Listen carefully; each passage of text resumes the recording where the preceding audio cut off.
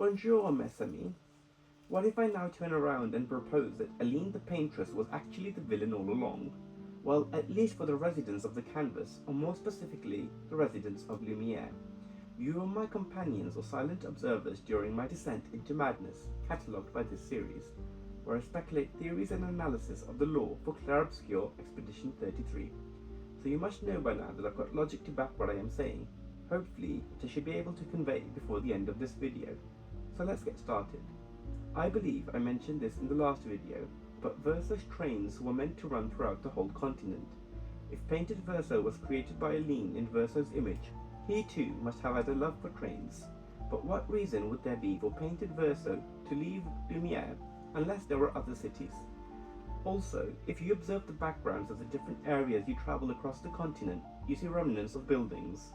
Unless there was an explosion in old Lumiere which propelled everything across the world, the shockwaves of which I doubt any human would survive, I would take an educated guess that there originally would have been more than one city in the canvas.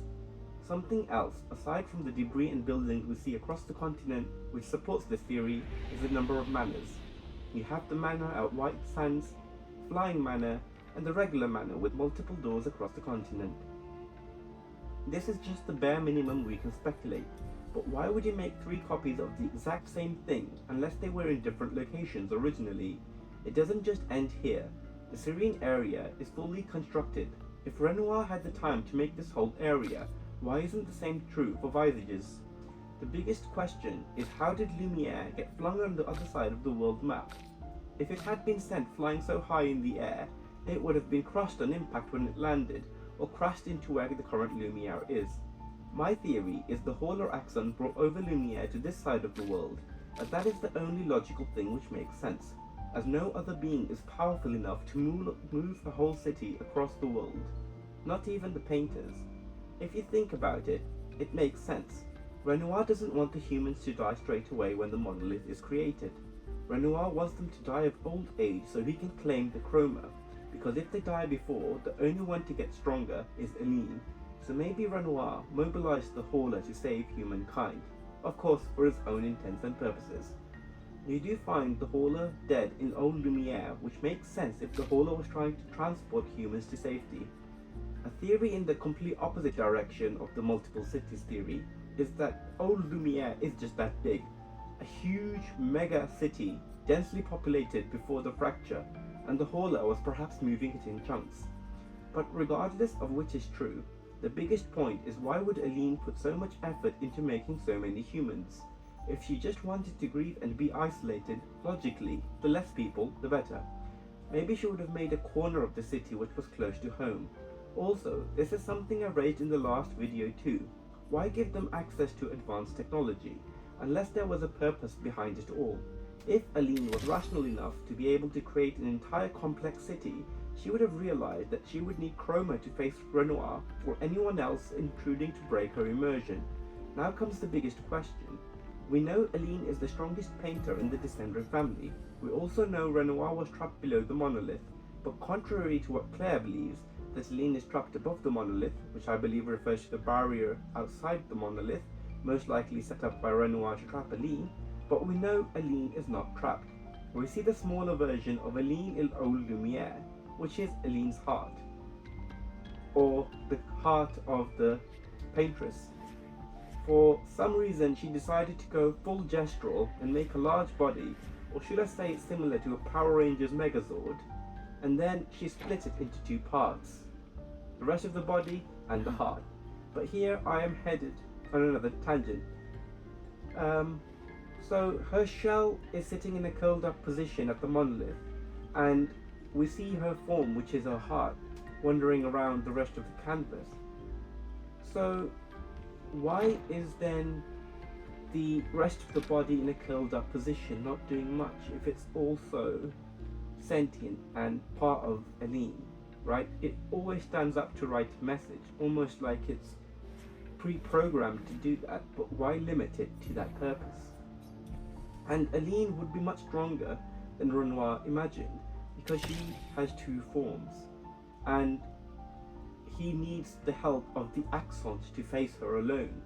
The best part to this is that everything that Renoir knows is taught to him by Aline, even the part about the sickness from staying in canvases, so she has complete control over the narrative.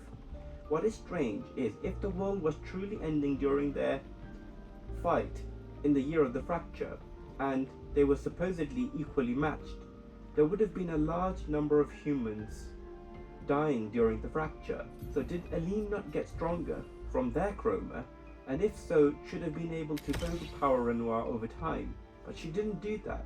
What becomes even more bizarre when you give it some thought is, why did Renoir not leave the canvas and then return? When you speak with Renoir at the end of Act 3, and he chooses to keep the lights on for Alicia, he gamages himself. This proves the painters can leave any time they want to. So why did Renoir not do this and enter the canvas freshly so as to not be trapped under the monolith, instead plotting so heavily from inside the monolith to be able to escape, even partnering with Painted Verso? Unless, stay with me here, for this is a very scary prospect. What if Aline had been able to completely trap Renoir inside the canvas so he could not leave the canvas even if he wanted to? This suggests that Aline could be investigating how to trap people with painted powers, even other artists in a canvas. But why would Aline be researching this? Looking at the Descendere family manor, they have a very large dining table. It almost seems like it is to host dignitaries or people of authority. In the real world, it doesn't seem like the painter's powers work all that well. You see pictos engraved into the whole manor house as part of the wallpaper, and that allows some things to levitate at best. Also, Renoir mentions painting many canvases with Aline, but you don't see any in the manor. All you see relates to the canvas that Verso made, and from my previous video, links to understanding the essence of what they want to recreate inside the canvas. So where did all their other paintings and canvases go? Something else we notice is in the real world in Act 3.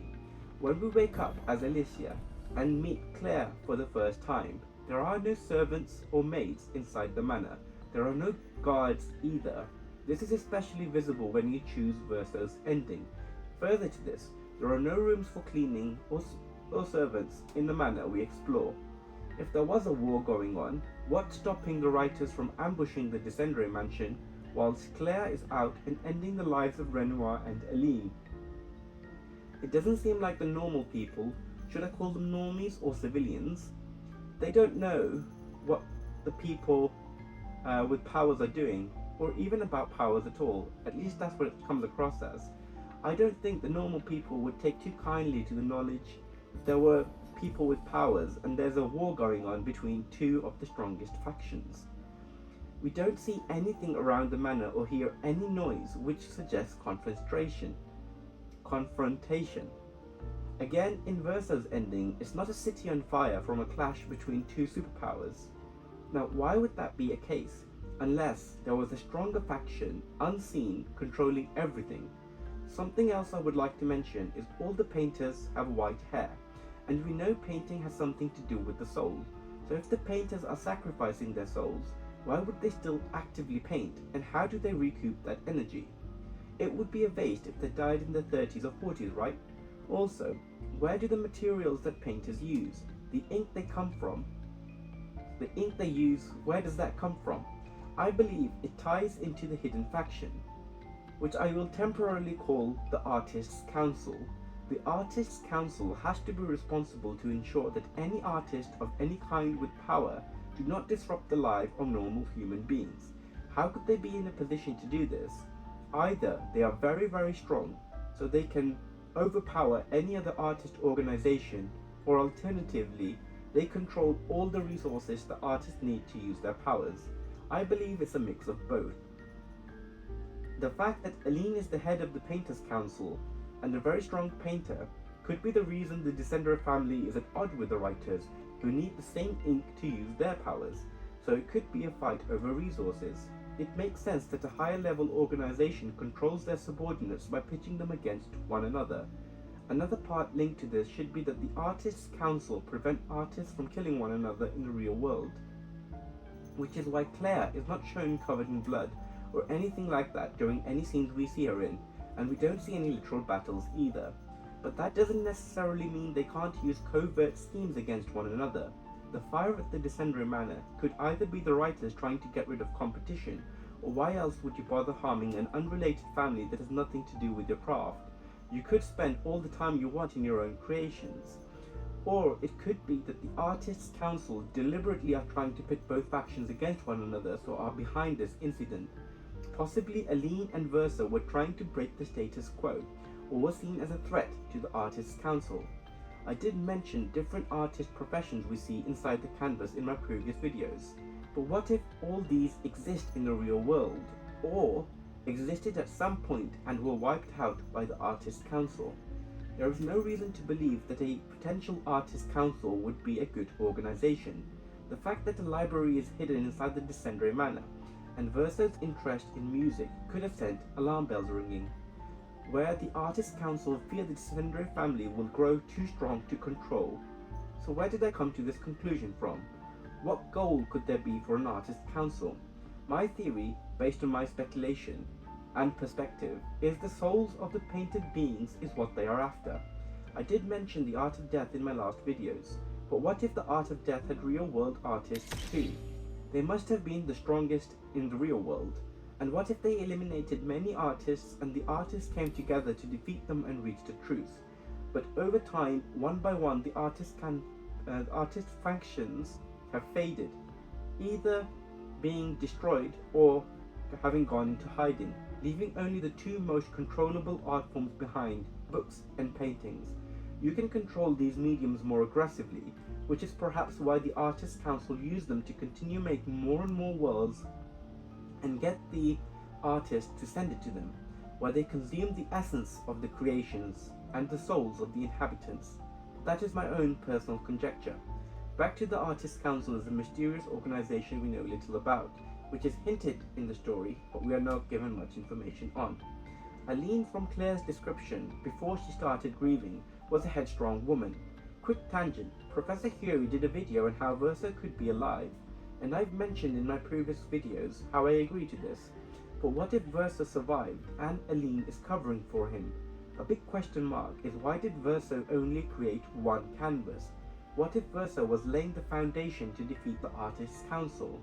Verso might have been the one to make music a big part of the canvas world.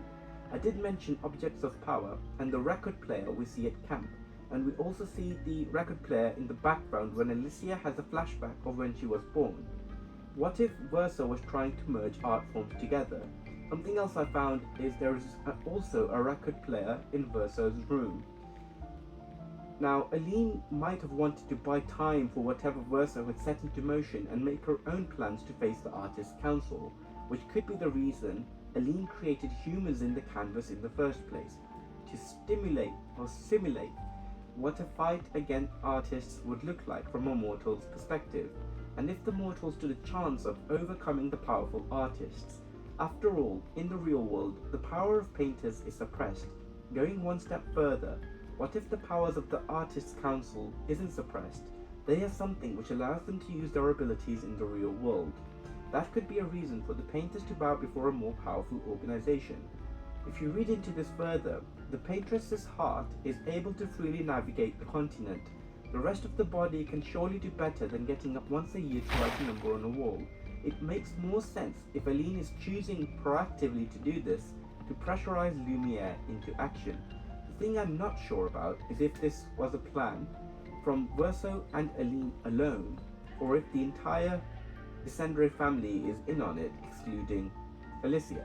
So Renoir and Claire know about it but pretend not to know, as it could be Renoir's instruction to Claire to put Alicia inside the canvas. And then Aline covered her in chroma. Claire did not act and placed her in Lumiere where she would be safe, not knowing what the rest of the family are planning and how it could lead to their demise if things go wrong. But following the rules, if Alicia isn't aware, she may be safe, as it is questionable why Renoir would leave Alicia in the canvas alone in the end of Act 3 to become another Aline, if he could step in and stop it right there and then. Back to my headcanon, maybe the reason Claire created the Neverons is to keep up with the soul requirements of the Artist Council. Although she is cold, she would have some filial pity and care for the family. She's the only one out there who can keep things running in the real world. After all, we don't see any workers or administrators for the family, helping bring in money to keep the Descendre Manor running. It would make sense if the Artists' Council takes care of expenses as long as a quota is maintained. Also, if I haven't mentioned this, maybe the Artists' Council gives something to the artists to replenish or extend their life force, which is the reason Aline and Renoir don't need food or to relieve themselves whilst inside the canvas. Maybe Claire is fighting over resources with the writers, or if they have shops and businesses operating under them, targeting those businesses to harm their interests. We know too little to speculate on what form her war takes. Back to Aline. If the Gommage gives chroma to Renoir, how are new people being born? Aline needs to be investing chroma in order to make new life. But why would she do this if she was grieving or short on chroma from being in a deadlock with Renoir? Also, when Alicia enters the canvas, how does Aline have so much spare chroma floating in the air under her control, not being used and instead rebirthing Alicia as Mael? Why do this at all? Why immerse herself in the act of grief? What if Aline is trying to one-up the Artists' Council by mastering the art of death herself? We see the paintress as a shell of a person curled up, and when we as the expedition attack, she isn't harmed and doesn't attack back. Why? What if the paintress is absorbing all the grief in the world, trying to improve her own understanding of it? Maybe Aline believes that to master death she has to understand grief, the loss of life.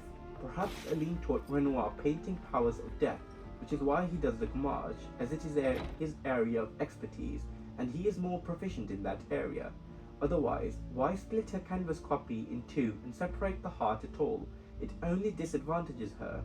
Maybe Aline met Renoir and treated him as a tool to wage war against the Artists' Council from the very beginning, but Renoir wasn't as strong as she hoped, so she put a lot of expectation on Claire, and then that cascaded down to Verso, and Verso, being more perceptive, probably found out about the Artists' Council. To this point, I'm not sure if everyone is aware of the Artists' Council. It makes sense that Aline, as the head of the Painters' Council, would know about the secret. But do all the painters know about this? It's very hard to pinpoint, as Renoir creates the axons and then doesn't do anything with them. They sit at the islands. In fact, using his curator avatar, the hearts are gathered to form a weapon to break the barrier, which makes sense if Renoir is planning on only allowing expeditioners powerful enough to stand a chance against the paintress inside the barrier. And the test being, if they can beat the axons, they can then face the real thing. As if Renoir just needed to break the barrier, you could have got Claire to do it, and then Renoir would be able to leave quickly. Just like Claire supposedly wants to. She has mentioned when talking to Alicia in Act 3 that she wants Renoir out of the canvas ASAP, basically. As soon as possible. It seems too elaborate to just eject Aline from the canvas, right? Another point is, where did all of the talented people of Lumiere go? If Aline brought all this knowledge into the canvas, did the specialists all die in the fracture, or were they eliminated on purpose, singled out to see what Lumiere would do? We don't see any manufacturing capabilities, as in, we see journals and remnants of submarines, blimps and whatnot, like cars, but we never come across any newly made ones. Something else which bugs me is the lack of traps. Why don't the people of Lumiere try to actively hunt or trap Neverons? It seems like there is something which is part of them or part of the world, which influences them to fight directly or hide. Going back to Aline's disappointment with Renoir, he seems like he paints in a very rigid frame. He wasn't evolving past that framework, and Aline needed something out of the box to face the Artists' Council. Something which hints that Aline still has hope in Renoir, or is still actively testing him, is she sends Expedition 60 and Simon after Renoir. Now, if she was on par with Renoir and knew his capabilities, from facing Expedition 60 and Simon directly, she would have known they stood no chance against Renoir, so why send them to their deaths? Unless she hopes Renoir can somehow manipulate them or alter them in some way, or experiment with them to push his powers further. But nothing Renoir created could be strong enough to fight artists. Something else is the fact that Aline didn't want to let Lumiere find out the truth. So when you see from the journal of Expedition 60, there is the last person swimming towards Expedition 60 with the message about Paintress and Renoir, but they marched just shy of Lumiere. Now, could this be a coincidence, or did Aline stop protecting them at the last moment? If she wanted to, she could have spared some chroma to provide protection enough to ensure the message reached, but she chooses not to do that. A few other strange things which Aline does or says is, when she is gommaged by Mael, she says the word Alicia to Mael, causing the eyes of Mael to go weird, but her memory isn't restored. If Aline was the one who was suppressing Mael's memories, surely she could undo the spell and make her remember. But what if Aline chose to let Mael die first, so to lose everyone she cared about in Lumiere, to experience loss and grief? Maybe Aline is using this as a final point to take her understanding of death and grief as far as possible.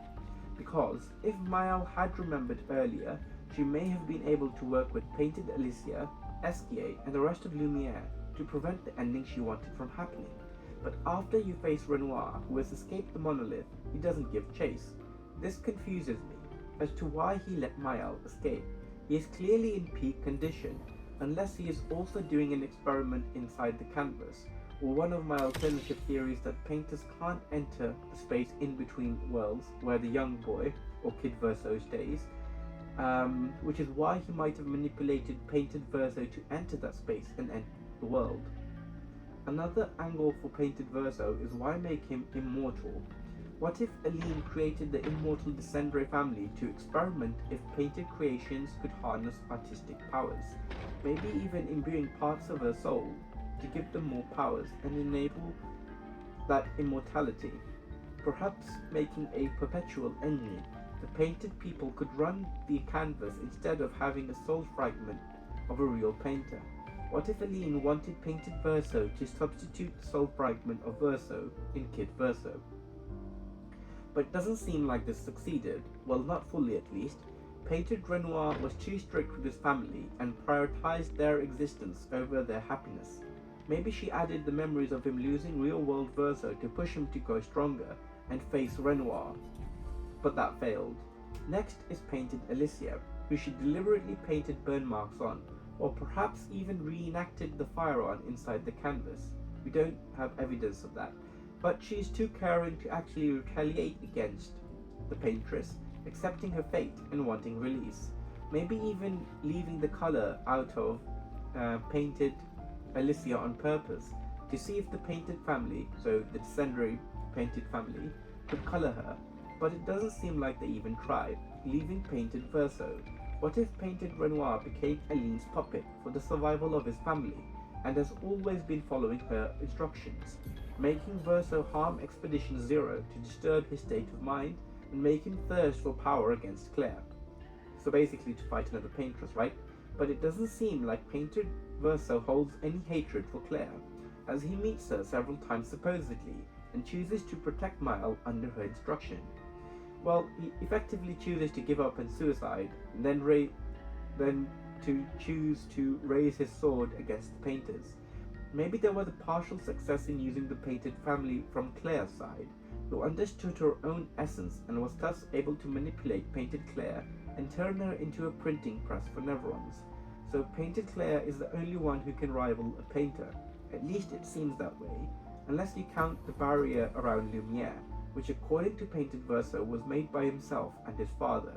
But then again, can you trust the words of Verso, who lies?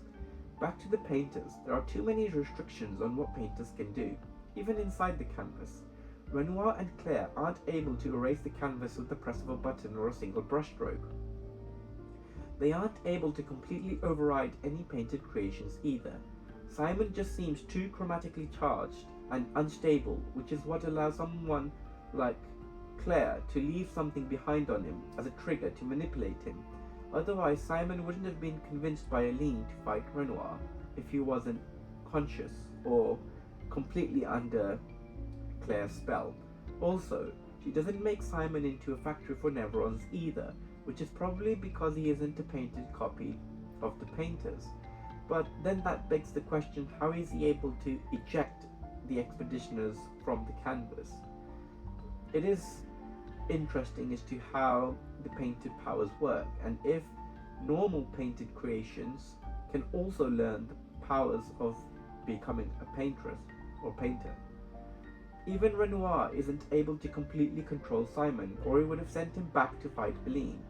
Also, the fact that Renoir was able to override Simon disproves Miles' words that only Clair can paint over created beings. Not to mention the alive expeditioners.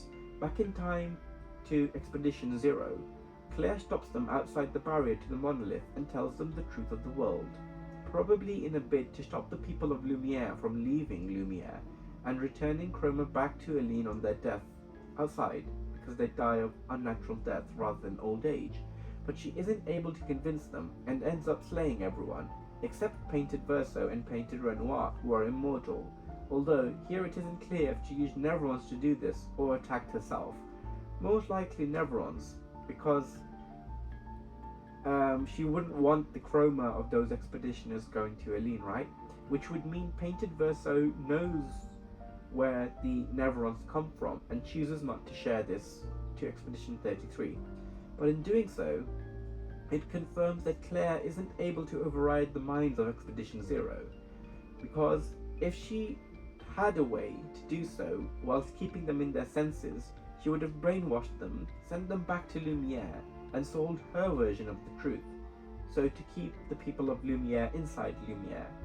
It doesn't seem like Clair can break through the barrier outside Lumiere either, as it would be quicker to send the Neverons in and end the battle once and for all, but she doesn't, either because she is too weak or chooses not to act. When the magic of Renoir can cross across the barrier and gommage the people of Lumiere, it does raise the question, is the gap between Renoir and Clair that big?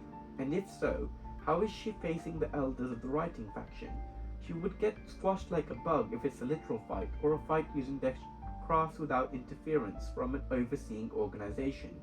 But to lean into the option of her choosing inaction, neither Clair or Renoir act against the Gestrals or Grandee. They are willing to destroy the canvas, so morality isn't the answer as to what's stopping them. So why not end things quicker by capturing them and using their chroma? They don't have a barrier like Lumiere and aren't competing with Aline over it. It's free chroma estate. The Grandee are being protected by Monoko, who isn't a match for Clair, and the Gestrals all hide in a village. I can't tell if they are deliberately lengthening the conflict to keep away prying eyes of the Artist Council, as logically there isn't a reason the conflict would last this long. But I also kind of feel if Renoir was aware of the truth, he would sabotage Aline, as he wouldn't want to put his family at risk. On a tangent, I'm not sure I mentioned this, but I believe Renoir comes from a faction of either engineers or architects, explaining his work with the tower for the Reacher Axon, Clair's interest in the tower, Versa's interest in trains, not to mention how he makes the Axons as giants. But interestingly, in Lumiere, during the final battle, you see Renoir imitate Mael, and he brings back Expedition 32, as they would have been preparing for the next expedition, similar to how Mael uses the old chroma from old expeditioners and recycles it to make her own army. But these people are not humans in their proper form, which suggests even Renoir can't paint humans. Only Aline seems capable enough, but if the difference is so great between them, again, it comes back down to the question, how can they be in a stalemate if Aline is that much more powerful?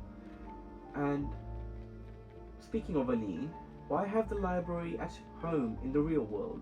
Why let Alicia keep the typewriter? And why not unleash vengeance on the writers, or at least mobilize the full power of the Painted Council against the writers, or give Clair enough authorization to do so before isolating herself? She has been shown to be lucid enough before we meet her as Expedition 33, and when she returns to the canvas, she is also fully lucid, so she isn't crazy. As to why she was unsettled when we meet her as the expedition, it could either be an act or she could have been absorbing memories from her painted copy in Lumiere. This is the character Professor Curie pointed out. The woman sat with potted plants around her.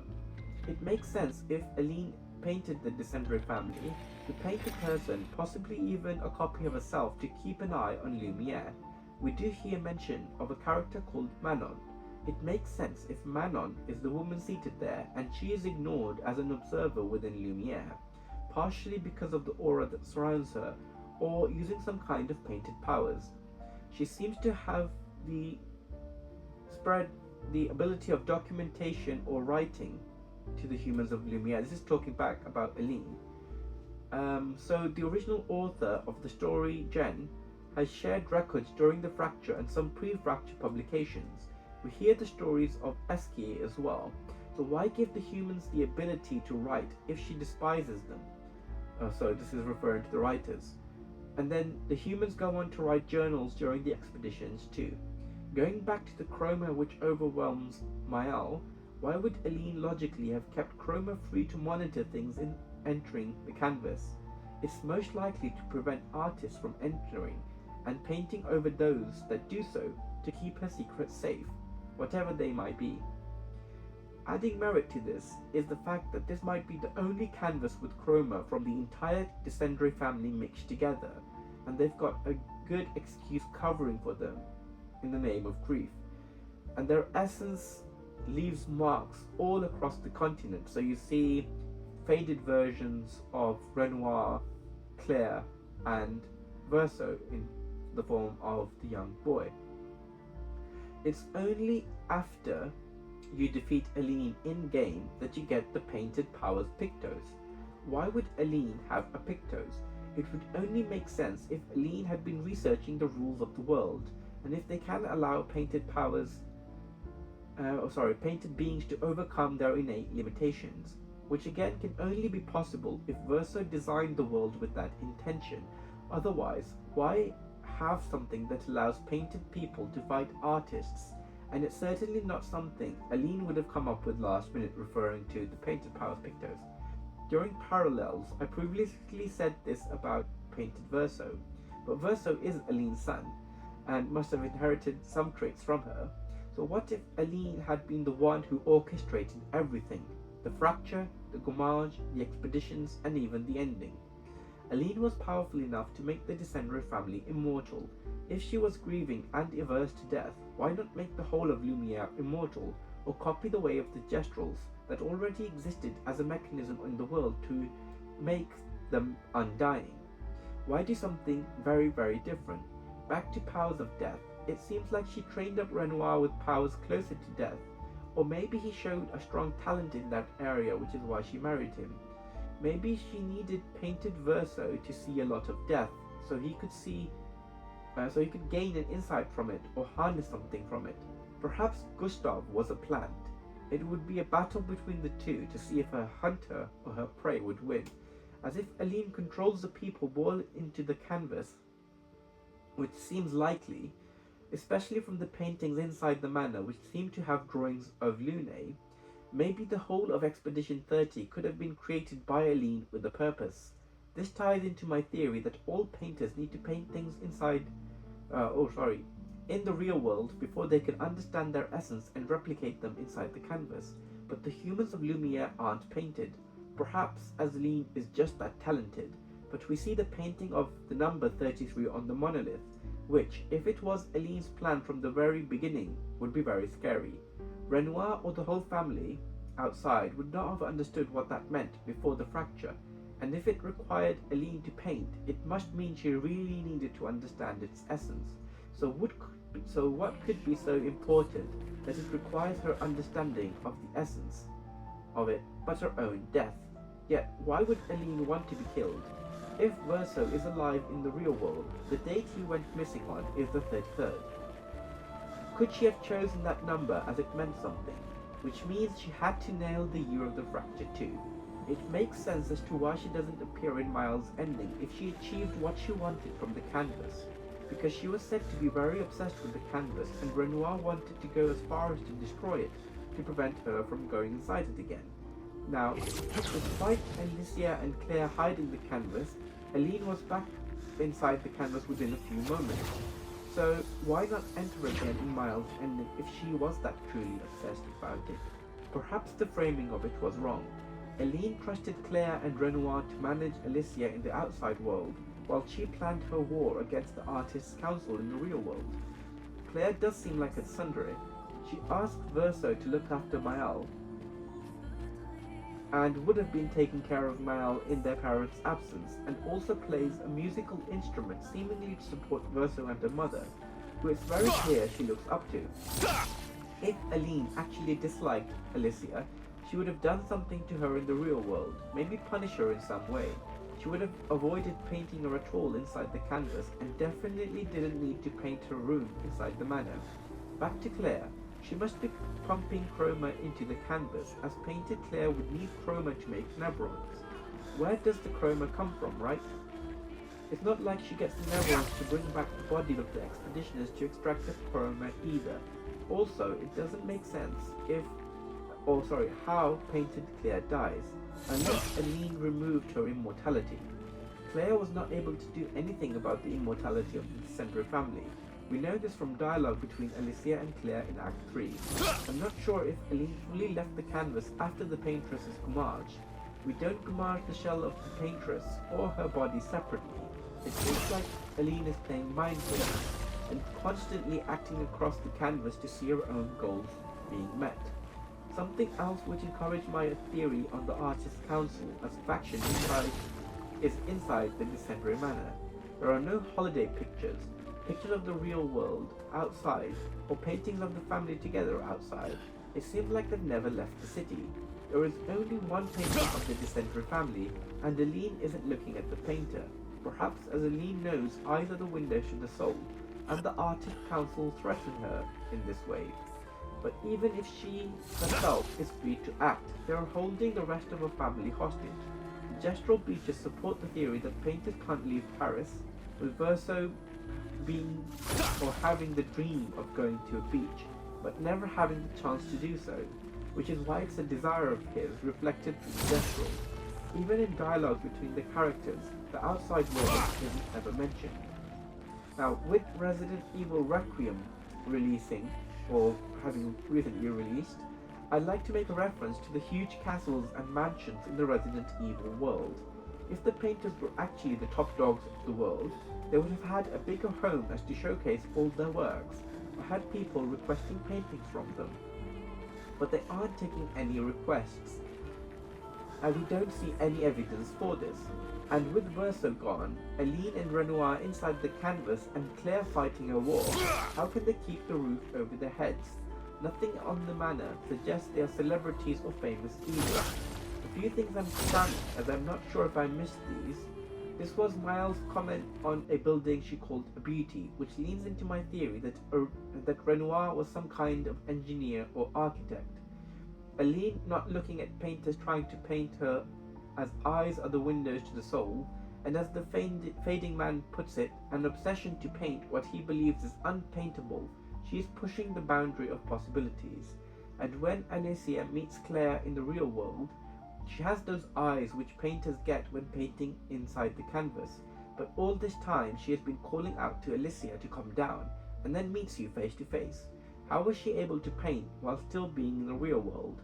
Is this a breakthrough in the painter's abilities, or something Claire learned from Verso?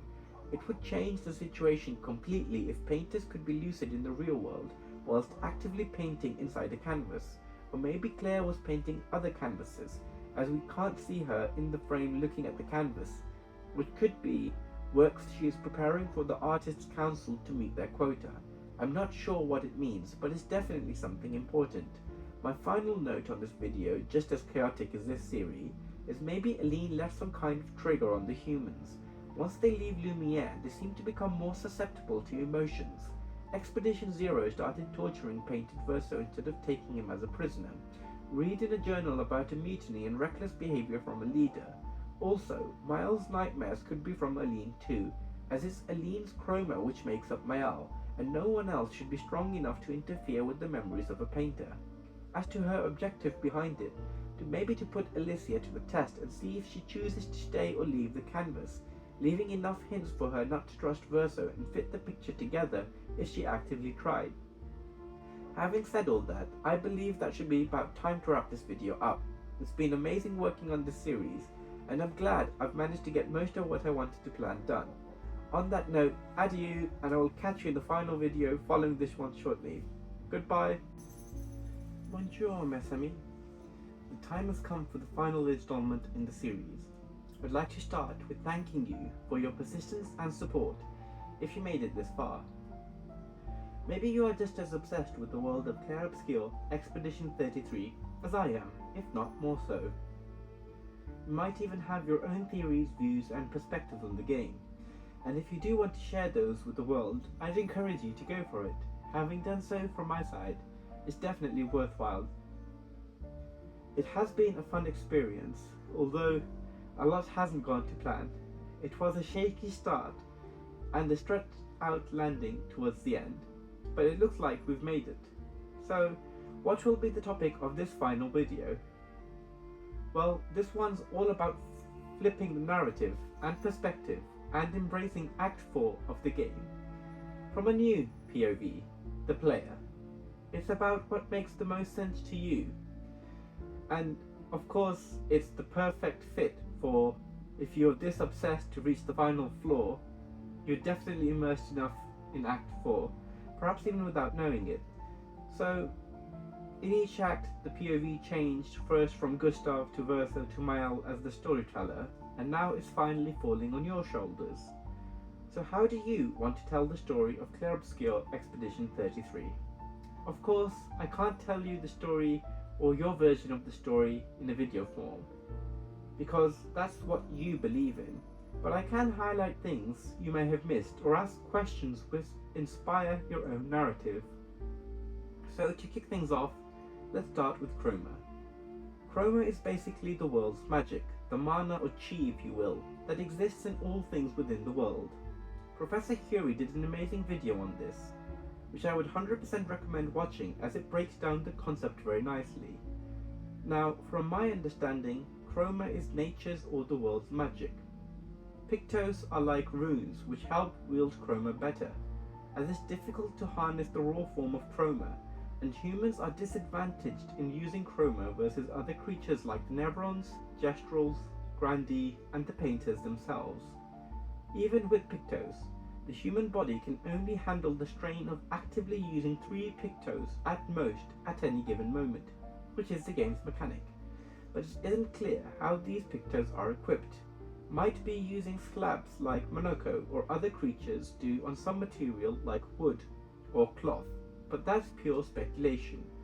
Looking at the Gestrals who have Pictos on top of the mask that cover their face and all the Pictos around the city they hide in, I assume those Pictos serve to help hide the village from view, so that Nevrons cannot make it inside. We even see some Pictos on Nevrons, so it seems like a mechanic of the world itself. Well, you've got Pictos on Esquier himself too, right? Especially as enemies drop Pictos and the Gestral merchants can upgrade these for you, which I assume is more of an optimal drawing of the rune, using that phrasing, with less mistakes, or perhaps more optimal routes for the pathways of chroma, again pretty much like runes. We do get a half-baked Pictos from Lumiere, which suggests the Lumerians also research making their own Pictos. And from dialogue with Henry in Lumiere, we know that it's not normal to have Pictos on your own body, and Pictos is the act of etching chroma onto something. Most of Lumiere use Pictos on machines, perhaps even weapons, which makes sense, as you can change the Pictos if developments are made in the studies of Pictos, though it does make me question, with Lune and CL having tattooed Pictos on their own skin, was this the research direction of Lune, and if so, how exactly does this link into Lumina and Gustave's process of researching the Lumina converter, and his own research on chroma? I believe it was mentioned in one of the interviews I've seen that Lune's research was what motivated Gustave to make the Lumina converter, and aided him in it. You see Monoko with multiple Pictos and even Nevrons with multiple Pictos drawn on them, However, humans have the advantage of being smart and more intelligent, so they can memorize the flow of chroma using lumina. Lumina is an imitation, so you don't get all the benefits you would with Pictos, but you get close to it, and there is no limit on how many lumina the human body can contain. It's just innately difficult to master lumina, taking years of practice under normal conditions, which is why Gustave's lumina converter is a massive cheat code. Moving on, as all things naturally have chroma, they also have a limit as to how much chroma they can contain without breaking, kind of like how Gustave's arm dislodges or falls off when he uses overcharge against painted Renoir, or the chromatic version of Nevrons who seem to have lost rationality crossing their limit, which is what I believe ties into break damage. You're trying to disrupt the flow of chroma inside the opponent. It needs a large amount of chroma to be instant, like Monoko's gradient attack. Otherwise, you need to hit a bar, and of course the more stronger the opponent, the more resistant they are to changes within their internal chroma. And of course, if you left them after having combat with them, they would able to harmonize their internal chroma back to its natural state. It makes sense why gestrals are traders trying to get chroma, which seems to be used as a currency in the world, as they can use it to get stronger, kind of like spirit stones or mana stones. That leaves the gradient attacks, which are basically the ultimate abilities of your characters, charging chroma to the maximum and then releasing it as an attack. We also have 3 bars for the gradient attack, which could link into the human limit with 3 Pictos. These are not limited to the humans. The Nevrons and Painters also use gradient attacks against you. Perhaps the fade to black and white is a visual cue that this is as close to a Painter's power as the painted beings can get, or it's their strongest attack, right? Leading nicely into the fact that people who are aware of their ability to paint have white hair. Mael, when learning the truth of this world, has white hair. Verso mentions it in a camp dialogue with CL that after he encountered Claire, his hair turned white. It's the same for Aline and Renoir in the canvas. The same also happens with Simon, his hair turns white. I'm not sure what this means. Perhaps it's linked to life force, so they need to draw out their life force to paint, or it could be they are resisting the will of the world which wants them to forget, again linked to spending life force to fight against it. We know too little about how artists' abilities work to dig into this. What we do see is the ability of painters to communicate with one another across distances. This is the supposed time freeze and fade to black and white where the painted family and real family converse with one another, mostly Mael.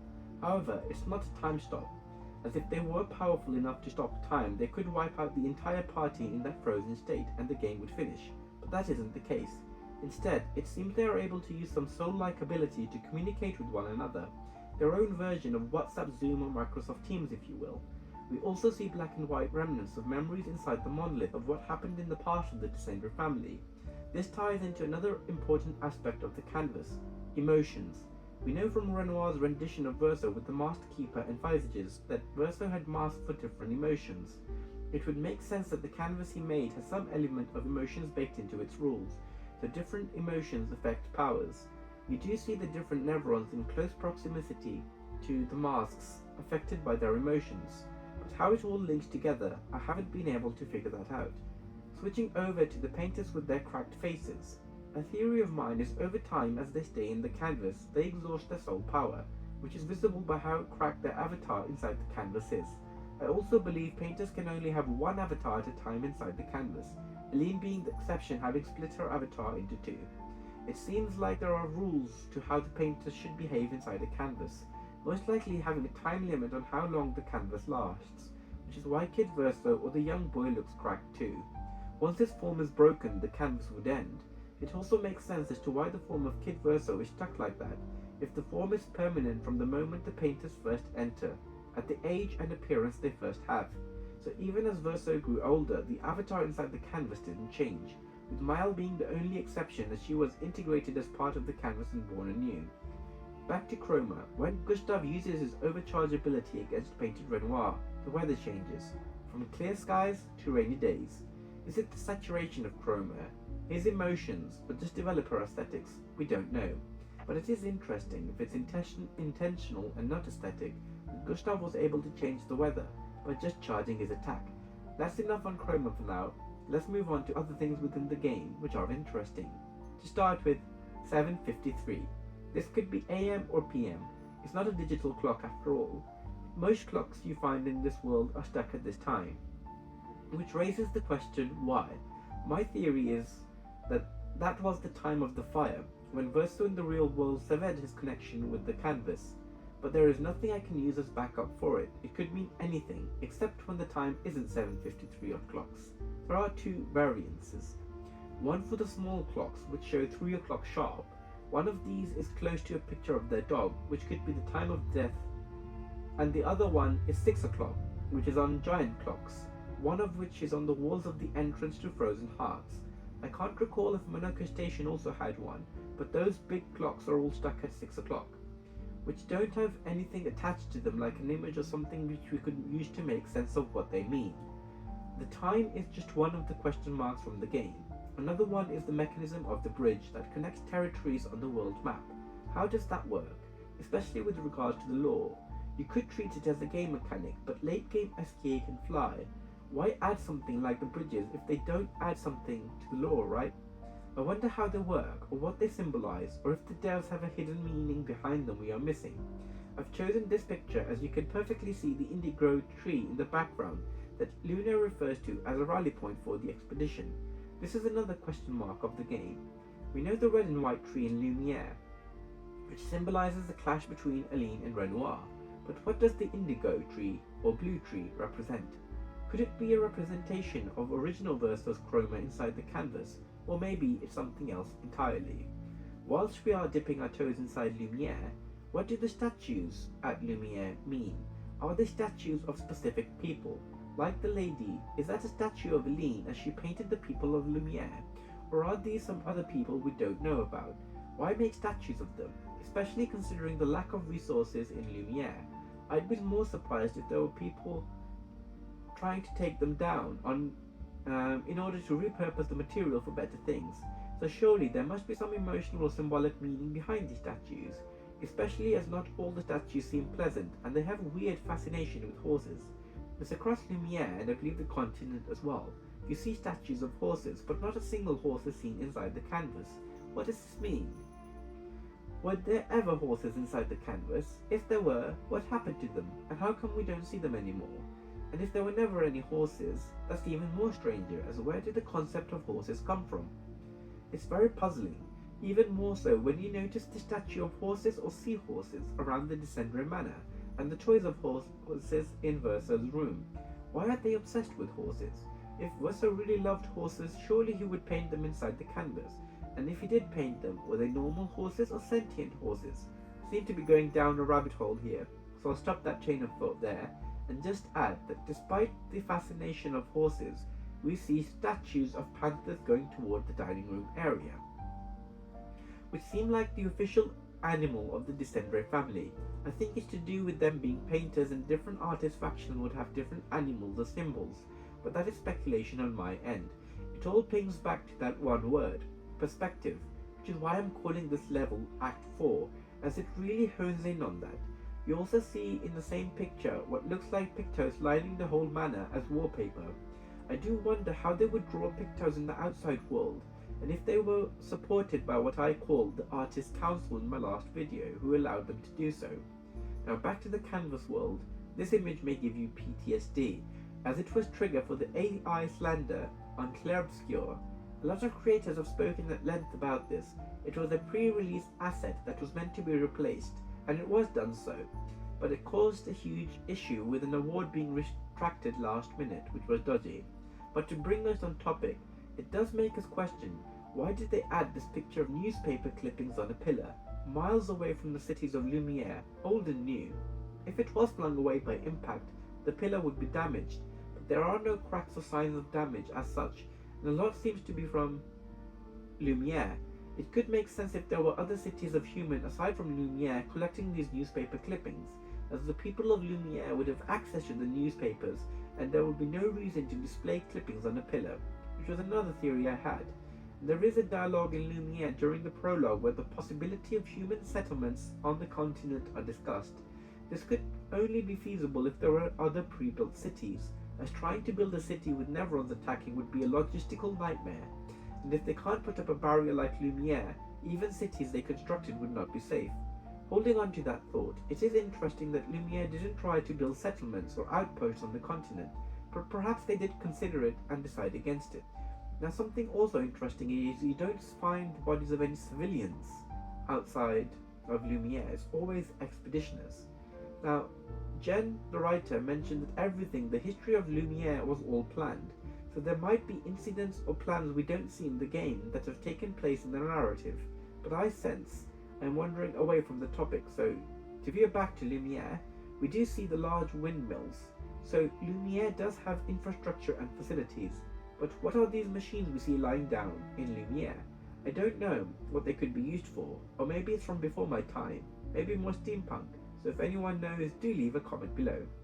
Now, there must be so much in Lumiere that the developers have laid out for us, but I doubt we have seen all of it. I do love black coffee breakfasts dive into things hidden in the background for this reason. It's amazing to see how much thought was put into each and everything you see in game. Another interesting thing is in the Gestrel village we come across a door to the manor. Outside that, the Gestrel says the door has never opened for Gestrels. How come it opens for our expedition? Is it because of Mael, with the curator allowing us inside, or are humans generally allowed inside the manor? If it is specific access, how does that work exactly? Can the curator see outside the manor, or has he discreetly tagged Mael with something that allows her access? It is curious as to why Gestrels can't go inside. The curator seems like a merchant who upgrades our weapons. Why not do business with the Gestrels too? Especially as it seems to do it for Chroma. I'm not sure what could be the reason the curator not working with Gestrels. After all, we do see Painted Verso is quite close to them. We find this out from conversation. I believe it's from Noko. And of course there is the mystery of how Noko is so fast, always claiming to be waiting for us. Or is Noko just gaslighting us, some elite tier trolling right there? Who knows, right? It does seem pretty fun if he arrives late and tries to gaslight us that he arrived early, or is secretly running as fast as he can behind the scenes to reach the destination before us. Whatever picture you imagine is pretty entertaining. A bigger mystery is Esquier. We find that he is lazy, but how did he save Ciel? Can he see through the reflection of water across all the ocean of the world? There was a nursery rhyme which led me to this conclusion. He was able to move quickly enough to save Ciel, and he does have a kind heart. Maybe he's done many charitable acts like this helping other expeditioners. But if that is the case, why not act to help with the situation between the painters and prevent the destruction of the canvas world? Next we have the record player, the gramophone to be exact. We see this in all campsites and can use it to play music. How does this fit into the lore? Surely the expeditioners are not carrying around this large record player all around with them for their personal enjoyment. Then you have the records, which are scattered across the continent, with what looks like pictose markings on them. Who scattered them, or does the world itself form them? Are the characters aware of the music the record player plays, and is it limited to the record player, or all background music in the game? More importantly, why is there a record player in the background of Miles' birth scene, and the record player is found in Verso's room? Did he paint it inside the canvas with an intended purpose? My theory on it was linked to objects of power, so Verso would have been trying to achieve something no other painter has done, perhaps to stand against the artist's council, and their best card would be the canvas and the record player. Something closely related is a ship we see in Verso's room. Is it an Easter egg? A hint that Lumiere was part of a shared plan between Aline and Verso, or something else entirely? Although these are more of a headcanon rather than something backed by official confirmation. But to balance the scales in my favour, I doubt if anything were true, Sound 4 would confirm things before the next installment, where we may see other artists, and I can't wait for that personally. I would rather they spend the time to get there rather than rush it, and then really enjoy the game, right? Something else I observed linked to the costume choices was Lune's glove. Why does she wear a glove? And does she have a pictose painted on it? Or is there some symbolic meaning behind it? Perhaps an emotional story, like one of her parents? Or is it in support of Gustave since he lost his arm? I was curious, as it doesn't seem like her arm is scarred, or is there any reason to hide it? Why then hide it with that long glove? Or is this me just reading too much into something that was an aesthetic choice? Like most things in this video, I don't have the answer, but I do hope to find out and satisfy my curiosity. Another thing which I do not have the patience to check or verify, as it would be a complete and utter pain to do so, is do the paintings in the manor ever change? I just felt like some of them do, or it might just be me misremembering what was where exactly in the manor. And linked to that, are the paintings in the manor of the canvas the same as the paintings in the manor in the real world? It's just something I was curious about. Not sure if anyone shares the sentiment or has tried to come up with an answer to it. I would be interested to know. Next question. What did the expeditioners eat? We know it's not mushrooms or never meat. Too soon? Maybe. More than one expedition fell to this, so what is it that Expedition 33 eat? Surely it can't fit in Gustave's bag and feed them for however long the expedition takes. I mean, Painted Verso is immortal, so he doesn't really need food. But what about the rest of the party? And a quick tangent whilst I'm on Painted Verso, he does split himself in two as a joke to lighten the mood, which begs the question, can the rules of the canvas be broken? He did mention he could be in two places at the same time and was able to communicate with both halves, as in speaking with his legs. So back on topic, even at the campsites where you see the pots are empty, so we don't see what they eat. We never see the characters eat anything, which could be the developers cheekily avoiding having to show the characters eating, as we do hear the tale of one of the creators not being able to draw feet. But it did make me curious, and similarly, what did they drink? They don't seem to carry around water. Maybe Lune could conjure some water for them to drink using her elemental powers, but that's just me throwing darts in the wild. It does make you wonder, right? Final question on humans.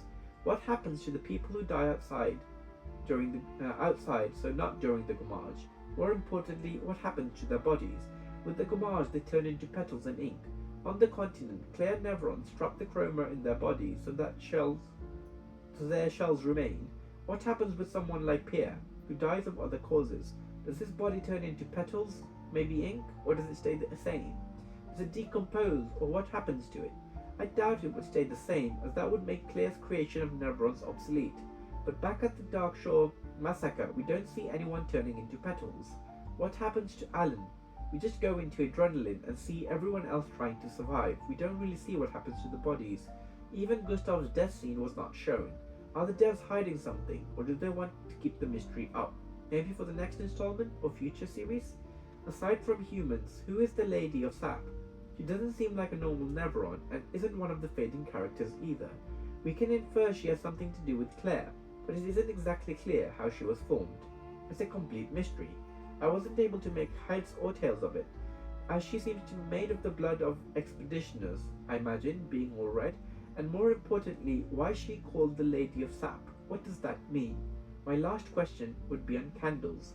We do see candles where the canvas was hidden, and of course, there is the question as to what the hiding place was, where Alicia and Claire hid it. But what do the candles mean? We also see candles outside the monolith too. I believe Professor Curie had a theory on this, but I am more curious if there are other theories or interpretations as to what they could mean. There must be many other things that even I have missed. It's simply a treasure trove of riddles, mysteries and Easter eggs. I do hope to find out more about it, and I'm looking forward to the large Clair Obscur projects that Professor Curie and the Odd Broadcaster are working on.